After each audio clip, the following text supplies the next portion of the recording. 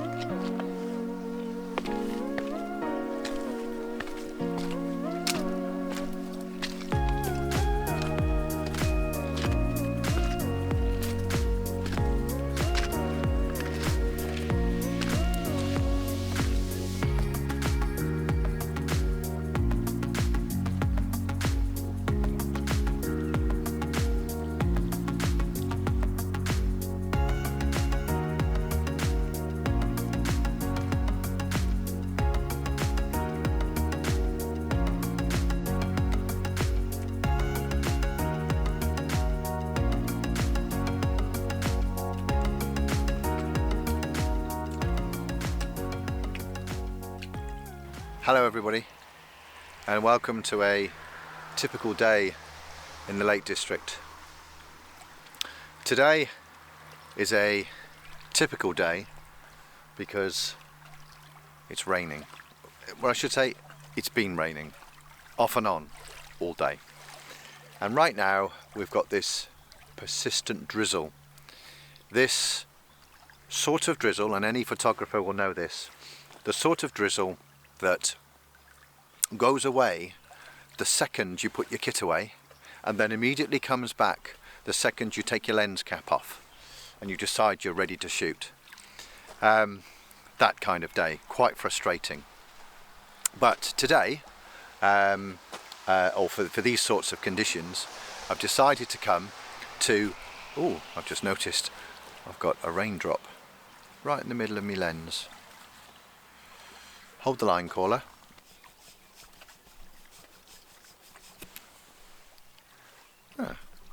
That's better. There we go. So today, to make the most of these conditions, I've come to Ashness Jetty. And I've come to Ashness Jetty not to shoot with a conventional digital camera.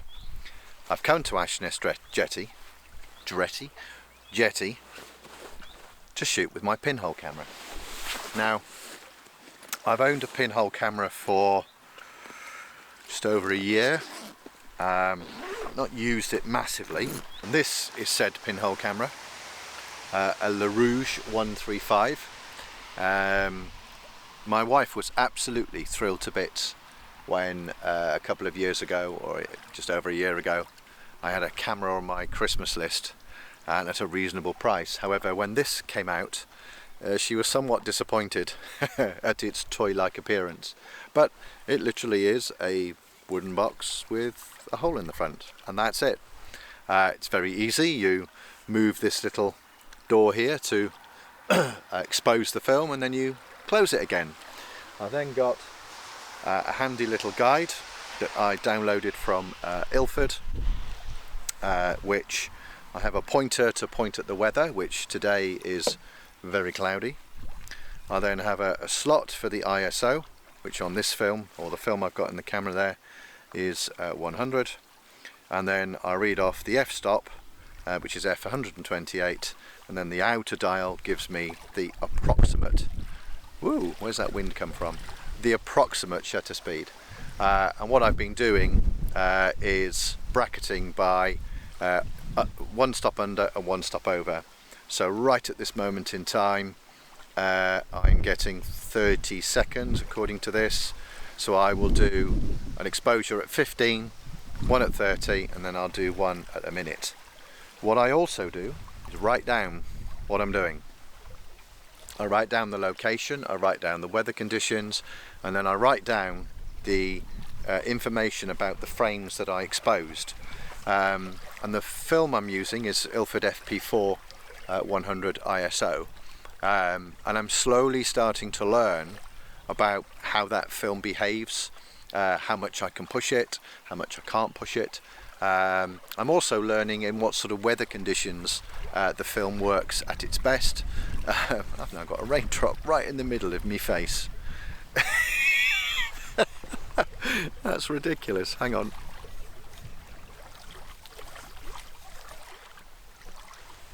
There we go. That's better. I've got rid of the raindrop, not my face. So yes, I make notes, and those notes are very, very helpful to allow me to learn about the behaviour of this film. In terms of framing, I'm going to show you in a minute how I frame up my images when I shoot Pinhole. Put my notebook away so it doesn't get too wet, because as you can see, there is no viewfinder. So how on earth do you know what it is that you're looking at? Well, give me a second and I will show you. So, composing. So the field of view of this camera is 26mm according to the technical data. And it just so happens that on my normal camera gear, my Olympus camera gear, if I frame up a scene at 12mm, that gives me more or less what the Pinhole camera sees. I'm just going to swap hands a moment. I've actually I'm trying. Oh, come on! I've got raindrops on this thing again. I'm trying to move the camera around to not face the rain, and I thought I'd got it, but clearly I haven't. I have a funny feeling I'm going to be doing that a lot. So if it looks a bit smeary, I apologise. So yes, framing up. So I have my Olympus OMD, where is it? Here it is, all framed up. I have a 12 to 100 lens set at 12mm, and I've framed up a scene looking straight down the pier. If I turn the camera around, bear with me a moment, ignore the raindrops. Hopefully you can see the scene that's been framed up right there.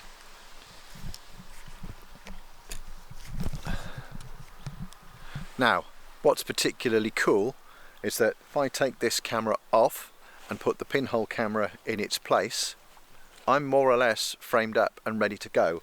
I've also used the Olympus camera to make sure that the tripod plate or the tripod itself is nice and level.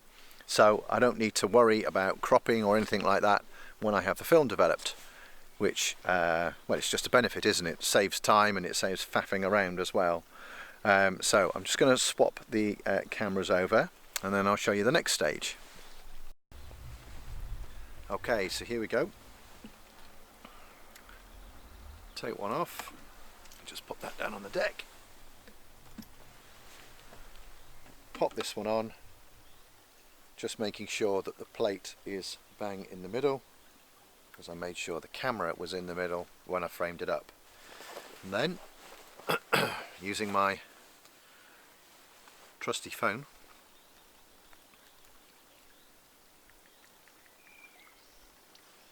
which is not on the stopwatch, where is it? Right. Use the stopwatch. What did we say? We said 15, didn't we? And we'll do, there we go. The one thing I do have to make sure is that this piece here is almost absolutely upright, because the field of view is such that if I get it slightly over, or I get the tongue, the bottom of it, oh, there we go, there's 15 straight away.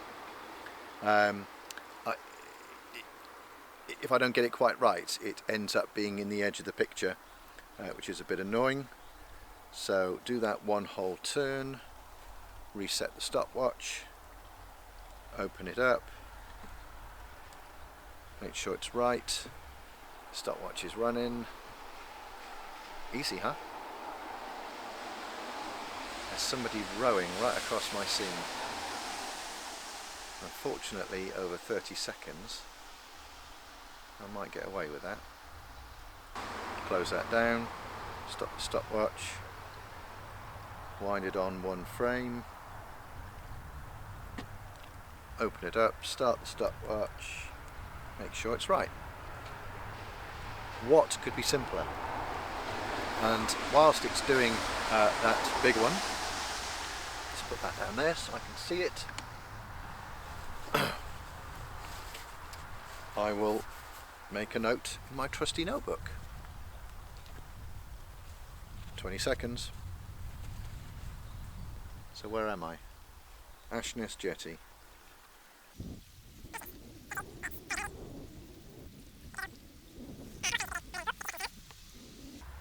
I know this is thrilling to watch. 60. Close it down, and then I always wind it on 1. So the camera is always ready to be used. I don't have to think about winding it on before I then use it. That's just a habit I've got into. So I did 3 frames, I did a 15, I did a 30, and I did a 60. And then in my book I will make a note of ready to shoot, RTS. So that's to remind me I have actually already wound the film on and it's ready to be used. And it really is as simple and as straightforward as that. Use the big Olympus to frame everything up and get it ready, and level stuff off, stick the pinhole on and bracket the exposures to give myself the maximum minimum chance of getting a decent image on the film, and that's it.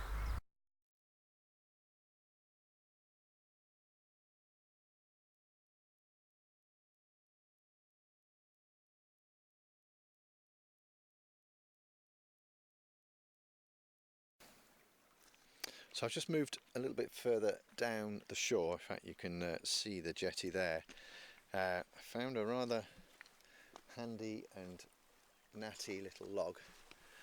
Whether it's been placed here by a previous photographer or not, I truly don't know. But it's here and it's convenient, so I'm going to use it. Now I've framed up an image. Let's try and get that. Now this isn't going to work because I'm there we go, that's a bit better. There we are, sort of like so, which kind of works okay. In fact, I've not got the jetty in my frame. I'm sort of around here somewhere, but I'm excluding an awful lot of sky. Whereas if I get a lot lower, I can then foreshorten the water. And if I then tilt the camera up, I get a lot more of the sky. And kind of the sky helps to make the image, I think. My camera is over here, poised like so. I need to alter it and get down quite a bit lower. And then again, I'm going to have a crack at Pinhole. I'll do the same thing again, do a 15, a 30 and a 60. Light levels are starting to fall away quite quickly, so I'll probably do a 120 at the same time, but I'll follow exactly the same process that I followed before.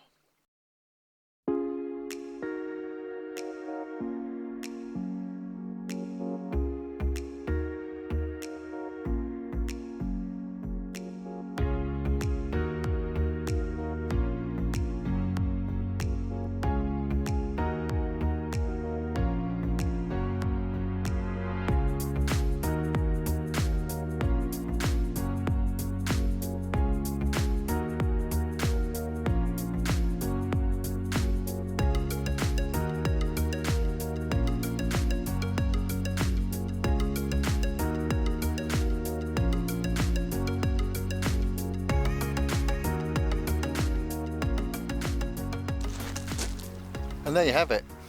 It really is as simple as that. It's still drizzling. When One of the advantages of Pinhole, of course, is that it doesn't matter whether it's drizzling or not. It could be pouring with rain. As long as I can find a way of framing stuff up, I can then stick the pinhole on and I can shoot till I'm blue in the face. The rain isn't going to bother me in the slightest. I've been meaning to make a pinhole video for some time, just to talk through the process of doing it and framing it and so on and so forth. So I'm really chuffed that I've had the opportunity to do it here today. So from Ashness Jetty in the Lake District, thank you very much for watching. Please do click on the subscribe button and the bell button below. At least then you can see when new content is added. I hope you found the video informative and got some hints and tips out of it. Sorry, I was just putting my tripod back down. And until the next time, enjoy your photography. See you on the next one. Ta-ta for now.